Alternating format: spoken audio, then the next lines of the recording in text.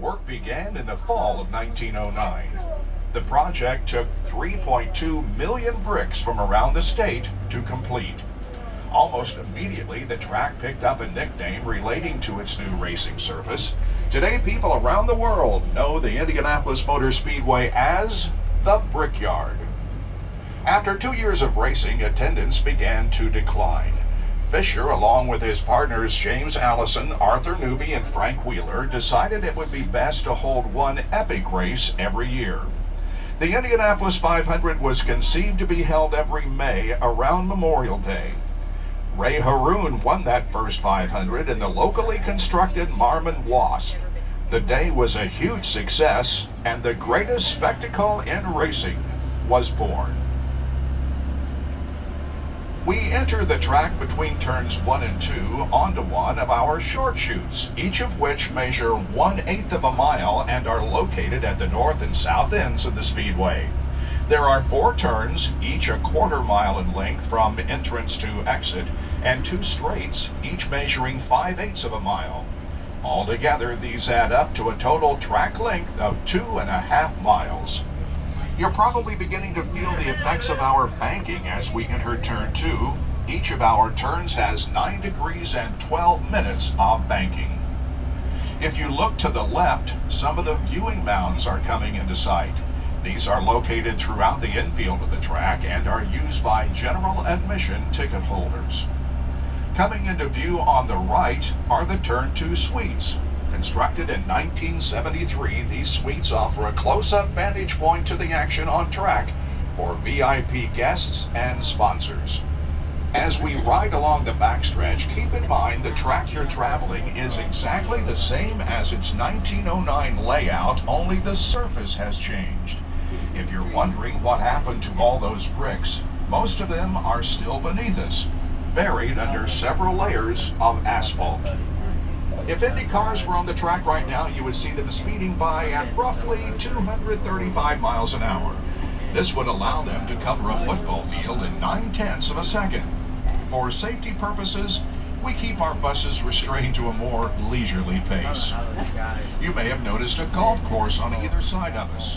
The original course was opened in 1929 and underwent a major redesign in 1992 to accommodate PGA specifications and the modern game. There are now 4 holes on the inside of the track and 14 beyond the back straightaway. The LPGA and Senior PGA Tours have held tournaments here. Another event added in October of 2016 saw sections of the golf course used as an obstacle course with inflatable pylons set up for the planes of the Red Bull Air Race. Events taking place over the track sky are nothing new. The very first competition held upon opening in 1909 was a balloon race, and in June of 1910 the Wright brothers were part of a major aviation showcase here. The official IMS logo, the wings and wheel, highlight the automotive and aviation history of the Speedway. Up ahead is turn 3. As we travel through the turn, be sure to look to your right along the wall. You will notice the SAFER barrier in front of the hard concrete. SAFER is an acronym for Steel and Foam Energy Reduction. This safety feature was developed by researchers at the University of Nebraska-Lincoln in conjunction with the Indianapolis Motor Speedway. It was first installed here in 2002. The SAFER barrier is responsible for saving many drivers from serious injury and can now be found at nearly all major racing facilities in the United States. Famed World War I flying ace Eddie Rickenbacker purchased the Indianapolis Motor Speedway in 1927. Captain Rickenbacker actually raced in the 500 before he learned how to fly an airplane. He successfully guided the track through the Great Depression and installed many major safety improvements, most notably green and yellow warning lights in 1935. During World War II, the track was shut down as the nation's attention shifted to the conflict overseas. Unlike the First World War, where the ground served as an aviation repair and refueling depot, the track was largely unused from 1942 to 45 and began to be reclaimed by nature. At the urging of three-time Indy 500 winner Wilbur Shaw, Terre Haute businessman Tony Holman saved the track from demolition in 1945, purchasing it for $750,000. The facility is still privately owned and operated by the Holman George family. Here we are on the front straight. The first thing you might have noticed is the canyon effect created by the grandstands on both sides of the track. They may be empty now, but on race day for the 500, every one of these seats will be occupied. There is no sight quite like it in all of sports. You will notice a wall separating the racing portion of the front straight from pit lane. The original version of this was installed in 1957, and it may have been the first of its kind anywhere in the world. This innovation allowed an area for cars to slow while being separated from the high-speed action on track. During the early days of the 500, pit stops would last several minutes, often with a relief driver temporarily taking over for the exhausted original. Today, IndyCar crews can change a full set of tires and fuel up a car in less than 10 seconds. Coming into view on the left is Victory Podium.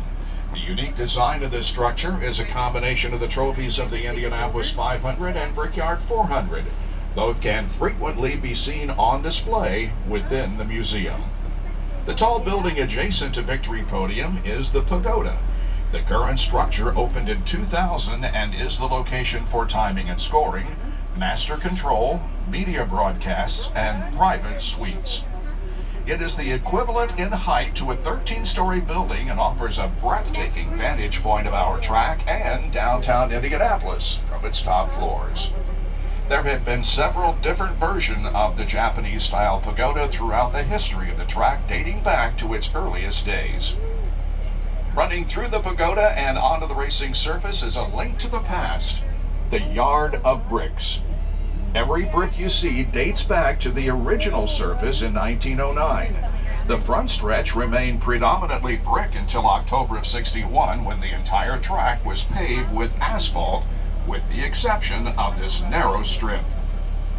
These bricks remain as a fitting testament to all of the drivers, past and present, who have come to central Indiana in search of racing immortality. The checkered flag is out!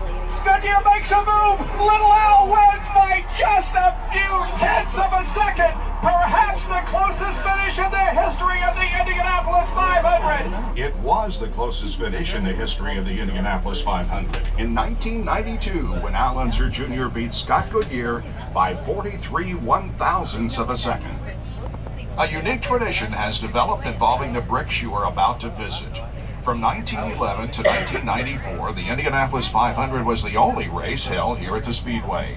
Beginning in 1994, a second race was added, the Brickyard 400 for the NASCAR series. After winning the third race in '96, Dale Jarrett wanted to do something special to pay homage to the storied history of the track. At the urging of his crew chief Todd Barrett, he made his way to the Yard of Bricks, bent over, and gave them a kiss. This tradition is now performed by winners of every major event here at the Speedway. I did too. I thought they did that like forever. Okay, while we're here, we've arrived at the most hallowed ground in all of motorsport, and that's that Yard of Bricks. We're going to get out carefully. Now watch your step, it's a high one. We're going to go over there and you'll be able to kiss the Yard of Bricks. Okay? Remember, what are the two things to remember? No running and no climbing on the walls, okay? And make sure that mommies and daddies don't do that. Okay? I'm going to put you in charge of watching. Oh, she's a good one. Will you? Can you do that, Alex? He's just going to open the gate here for us in just a second. Now watch your step, because it's kind of a high one. This is where they change all the tires. Right where we're sitting is where they change the tires on cars. You going to kiss the bricks? You gonna kiss the bricks? I bet you do. You gonna kiss the bricks? I bet you do. Well, give me an example. Let's go, Mr. Bob.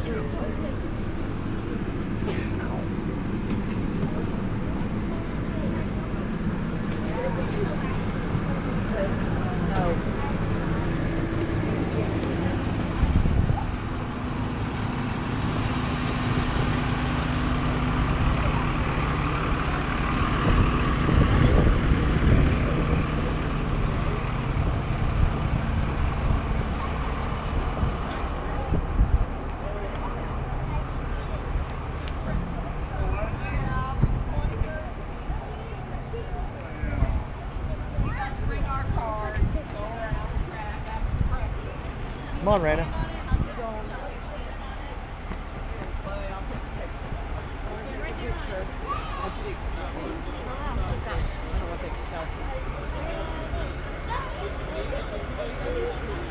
Okay. Get over on the bricks. Get over on the bricks. I'll take a picture. You want to kiss him? Come on, Raina. Andrew! I'll have Andrew take our picture. You want to do it? Come on. He's fine. Come over here. This guy's going to take our picture. I'll put it on Dojo. Hey, right here now. Got it. Can you get one of me? Come on, Raina. Listen to Brittany. That's wrong either. Did you get your picture with the bricks? I did. She did. She don't want no part of it. No part of it. No. Well, about 3 years ago when Kyle Busch won the NASCAR race, his little boy was only about 1.5 years, 2 years old. He didn't want no part of it either, so those Skittles all over the track for him to get out and kiss. There you go. And they all melted. That's cool. High-definition video screens designed to enhance fan experience. The garages located directly off pit lane were constructed in 2004. Oh, right there, yeah. There will be no line NASCAR. at all. The Speedway has seen many celebrities through its gates, from Hollywood screen legends like Clark Gable, Shirley MacLaine, and Jimmy Stewart, to modern-day well-knowns like Lady Gaga, Chris Pine, and Jake Gyllenhaal. Former U.S. Presidents Gerald Ford, Bill Clinton, and George H.W. Bush have also visited the Speedway during the 500. You never know who you might run into within the 2.5-mile confines during a racing event. Here we are in Turn 1, known by many around the globe as the toughest turn in all of motorsports. Try to picture on race day 33 open-wheel cars tightly packed and traveling well above 200 miles an hour, all vying to fit through this narrow corner. I think you'll come to an appreciation as to why it's earned that reputation. Over on the left, you will see a portion of our road course. This section was first raced in 2008 by MotoGP motorcycles. The rest of the course, which winds its way through the infield, was completed in 2004 Formula One. The course was updated in 2014 for the IndyCar Grand Prix, which now takes place 2 weeks before the 500 every May. This brings us back where we started. Congratulations, you have completed a lap around the Indianapolis Motor Speedway. Your average speed was somewhere around 20 miles an hour, exactly in our stop over the bricks. The fastest official lap ever turned here was by Ari Lyondike in 1996, slightly faster and averaging over 237 miles an hour. When in the museum, please take time to watch the video within the Tony Holman Theater. It will play on a 10-minute loop and offers a visual history of the track just like around. If interested in climbing into an actual Indy car and having your picture taken, we have one available. It's located within the museum exhibition area. There are also 2 souvenir gift shops located at the front entrance to the museum. We hope you enjoy your time here at the Speedway and in our city. Thanks for joining us on the tour, and we'll see you all out here on race day sometime in the future. That is just not the same. Who do they have? What do you want? Rainbow Chase, did they have to get Rainbow Chasers or whoever they had? You don't even know that. You don't even know that. Who was it?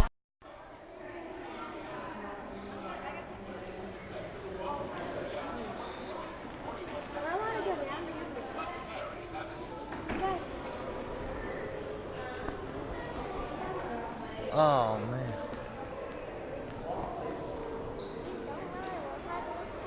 They're old, aren't they?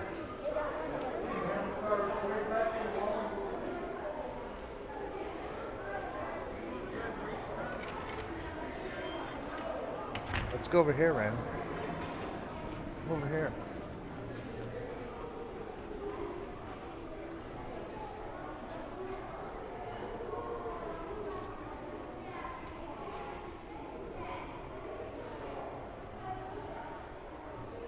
Oh, check that car out. That looks like Batman's car. It looks cool, don't it? Looks like Batman.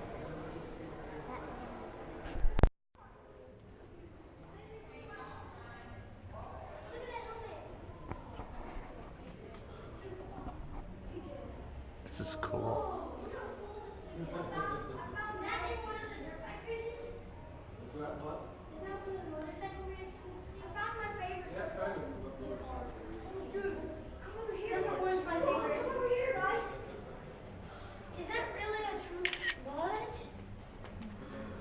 It's still being big. No, it's not.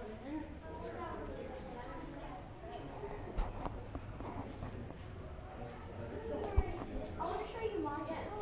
I like the red. I want to show you mine.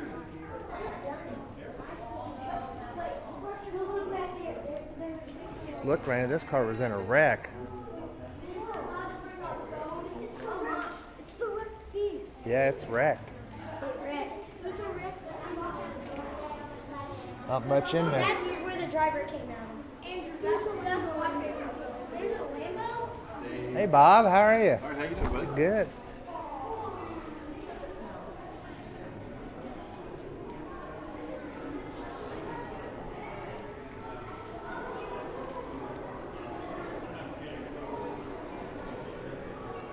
Through that tunnel back there, if you turn to your right, there's a car you can set in back there. Oh, really? So, through that away there? Yeah, right Okay. downtown through there. I Okay. don't know what the crowd is back there. Okay.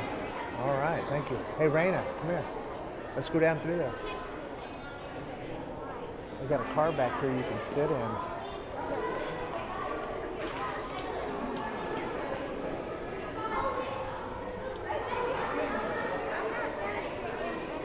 Oh, come on.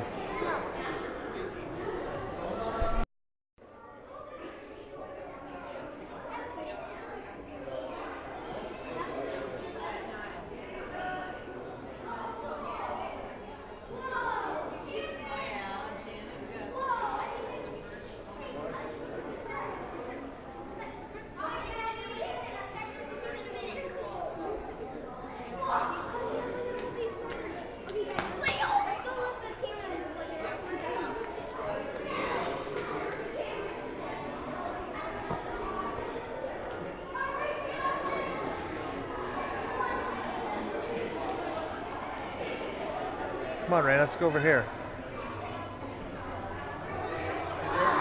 Did you see that old garage? Yeah, it's nice. Pretty cool. Yeah. Everything in there is old. Yes. Old, antique. Yeah, they did a good job on that.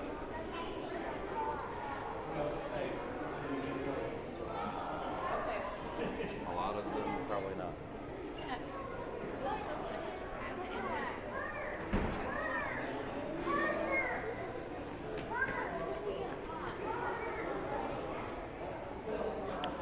Mario Andretti's car, Raina.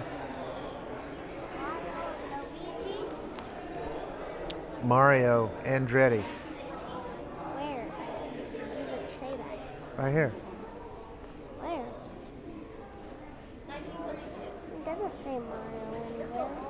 Car with Mario Andretti achieved his lone 500 win in 1969. There's no and. Andretti, that's his last name, Andretti.